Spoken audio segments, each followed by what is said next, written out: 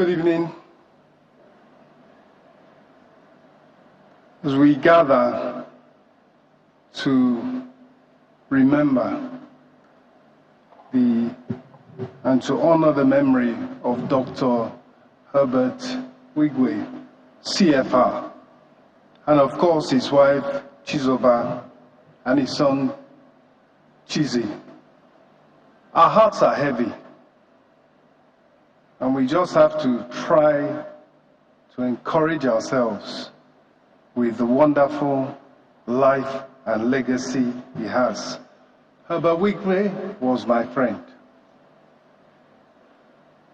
He was my younger brother.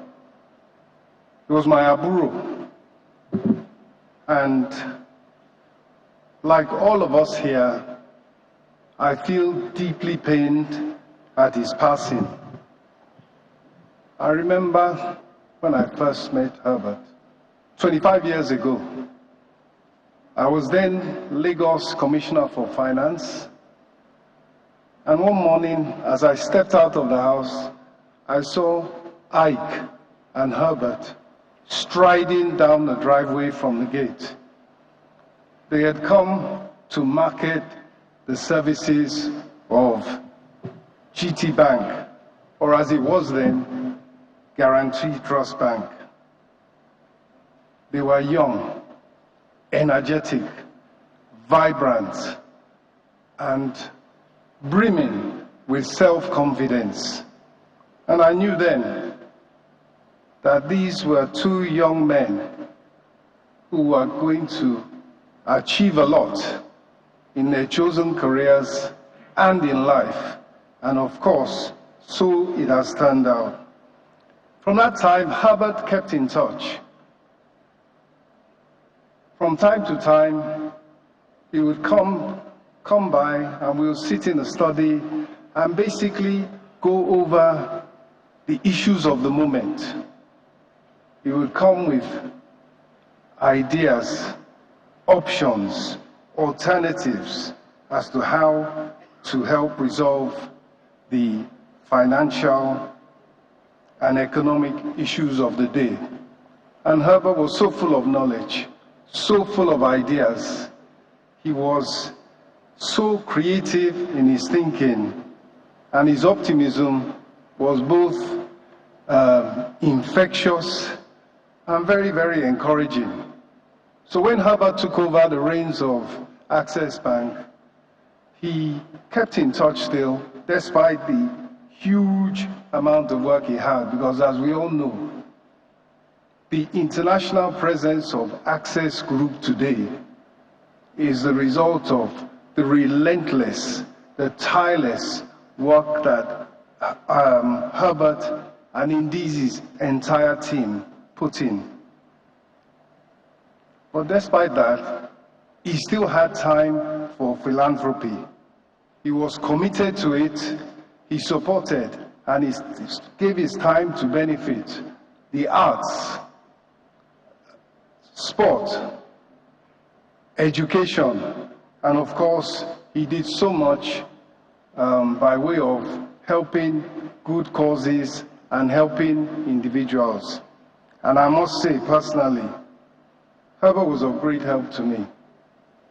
He, like a worthy aburo, his bank financed some of my construction projects to successful completion.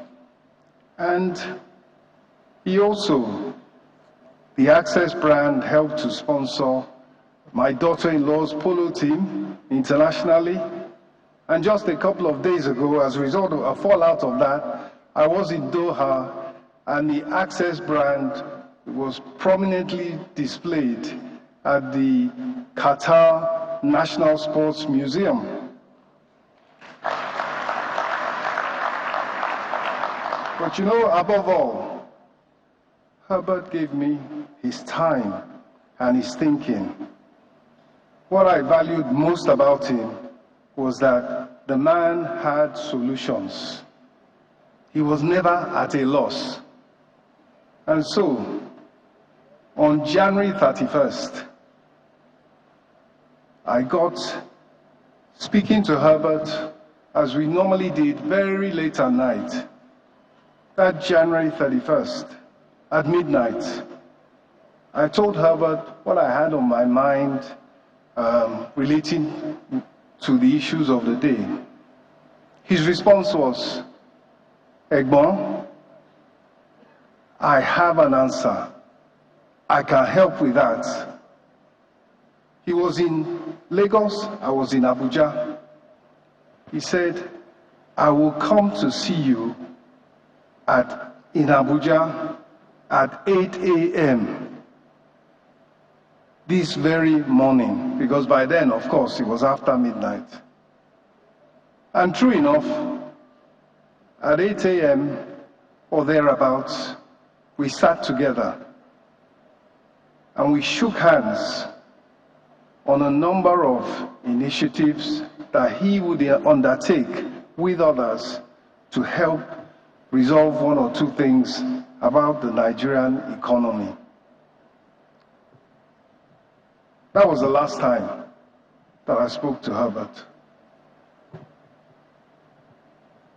We all know what happened subsequently. And so, we are all missing Herbert. But you can imagine how much I felt suddenly without such a strong pillar of support, which he was throughout the time that I knew him. In closing, let me offer my deepest condolences to Tochi, David, Hannah, Okachi, and indeed all the families of those who lost their lives in a tragic accident. Thank you.